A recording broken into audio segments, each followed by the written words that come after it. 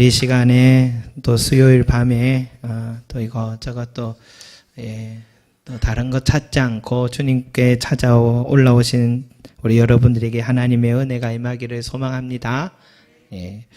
여러분, 예수님이요 사랑하시던 자 이 나사로가 죽었다는 소식을 들었을 때에 그런 소식을 들으면 속히 요단강을 건너서 나사로의 집으로 달려가셔야 됩니다. 얼마나 지금 위급한 응급 상황입니까? 그런데 예수님은요 6절 끝에 보니까 계시던 곳에 이틀을 더 유하시고 라고 했습니다. 만약에 예수님이 의사였다면 지금 이 나사로 환자의 가족은 이 응급처치를 하지 않은 이 예수님의 잘못에 대해서 소송 걸어야 되겠죠. 왜냐하면 이틀이나 더 유했으니까요. 그런데 한편으로는 예수님의 입장도 이해 못할 것은 아닙니다. 왜냐하면 8절에 보니까 제자들이 말하되 랍비여 방금도 유대인들이 돌로 치려 하였는데 또 그리로 가시려 하나이까. 그렇게 얘기한 거 보니까 지금 예수님이 유대 땅에 가능하면 안 가는 게 맞다. 지금 예수님의 신변, 그 제자들의 신변에 위험이 있는 장소이기 때문에 아무리 지금 응급한 상황이라 하더라도 지금 예수님이 갈 수 있는 상황이 아니었던 것 같아요. 유대인들이 예수님을 얼마 전만 해도 돌로 쳐 죽이려고 그런 유대인들이 득실거렸으니까요. 나사로가 무슨 라이언 일병 구하기도 아니고, 그죠? 라이언 일병 구하기도 아니고, 이 한 사람 살리려다가 이 소대장이랑 소대원 12명 전부 다 죽을 수도 있습니다. 그래서 예수님이 이틀 동안 유하시면서 지체하신 것은 아닌가. 그래서 이틀 동안 고민 끝에 내가 그 전쟁터에 들어가서 죽는 한이 있어도 나사로 한 사람을 살려야지 하는 마음으로 들어가신 건 아닐까. 그런데 그건 아닌 것 같습니다. 물론 이틀이라는 시간이 있으면 흥분했던 유대인들도 좀 흩어졌을 것 같고 모여있지 않을 것 같습니다. 그러나 예수님이 이틀 동안 시간을 지체함으로써 예수님이 기다리신 이유가 뭘까? 무엇 때문에 이틀을 유하셨을까? 11절에 그 이유가 나옵니다. 중간에 11절 중간에 보니까 우리 친구 나사로가 잠들었도다. 그러나 내가 깨우러 가노라 라고 했습니다.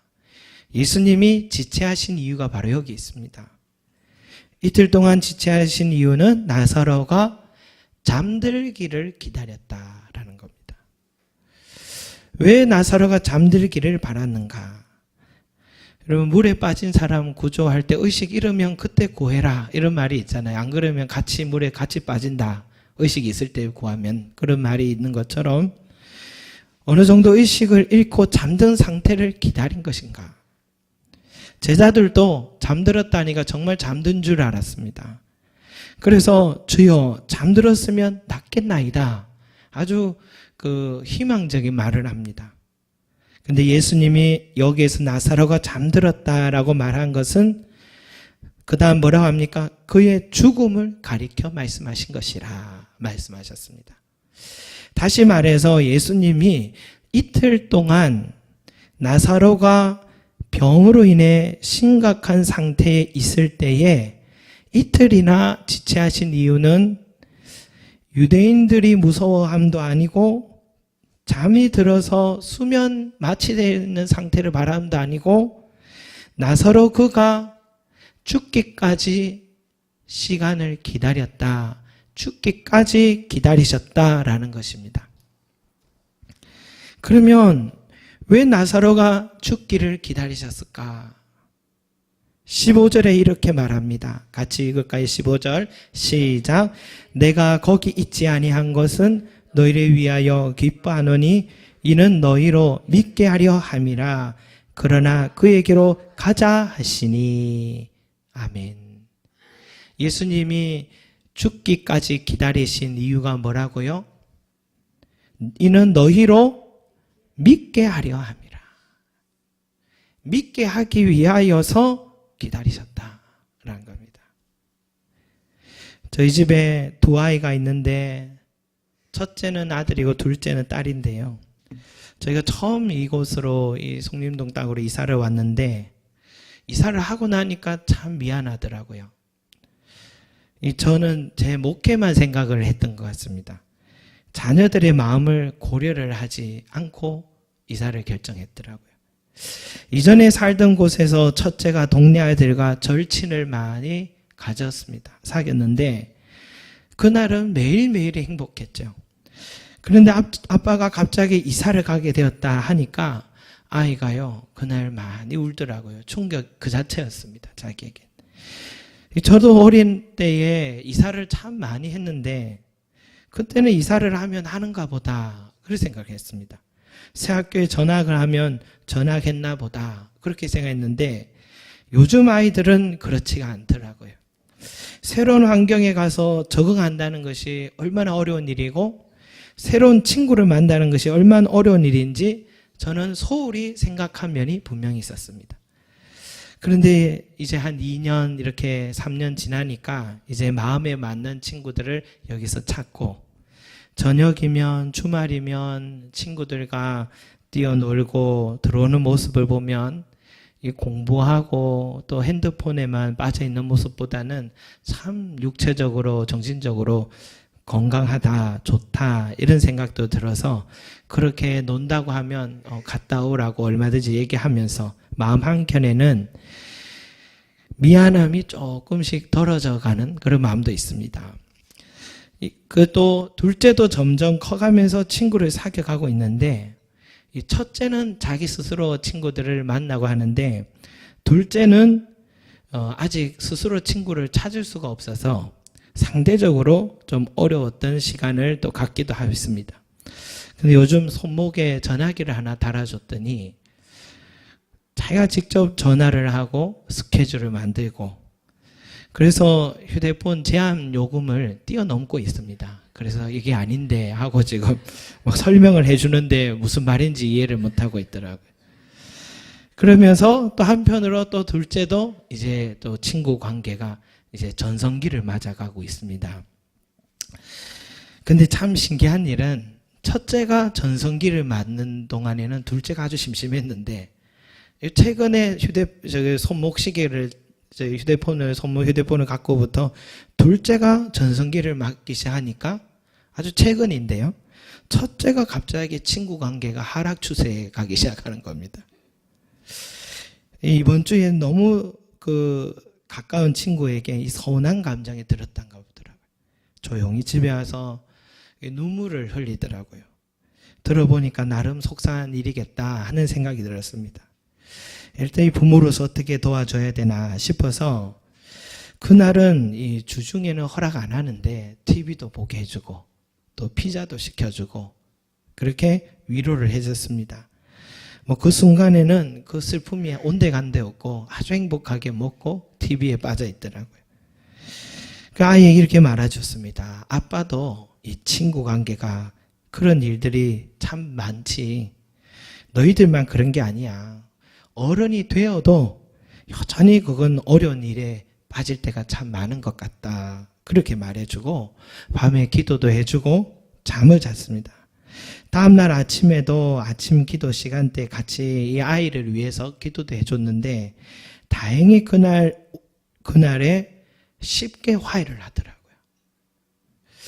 토요일에 또 만나서 놀기로 했다 하더라고요. 그래서 너무 쉽게 화해하는 것 같아서 조금 의아하더라고요. 왜 이렇게 쉽게 화해를 하지? 그래서 아이들은 아이들인가 보다. 우리 같았으면 그런 일이 있으면 몇 날 며칠 그 친구의 말과 행동을 묵상하고 큐티하고 그러지 않겠습니까? 막 깊이 큐티를 하면서 내가 한번 두고 보자 그럴 텐데 그래서 우리는 어른들은 늘 천국 같은 환경도 지옥처럼 살고 우리 어린아이들은 지옥 같은 환경도 천국처럼 사는 것 같아요.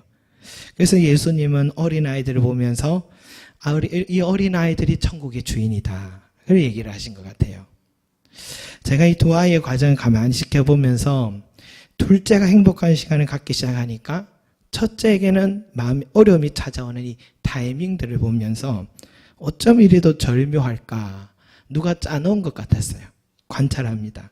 첫째 아들이 매일 행복한 시간을 보낸 것 같았는데도 생각지 못한 시간과 찰나에 관계의 어려움이 찾아와서 마음이 상하기도 하고 아파하는 것을 보면서 어른된 우리의 삶도 이렇지 않을까. 어른된 우리의 삶도 이렇지 않을까. 생각하지 못한 순간과 생각하지 못한 사람에게서나 환경 속에서나 내 삶에 어려움이 찾아오면 우리는 생각하죠.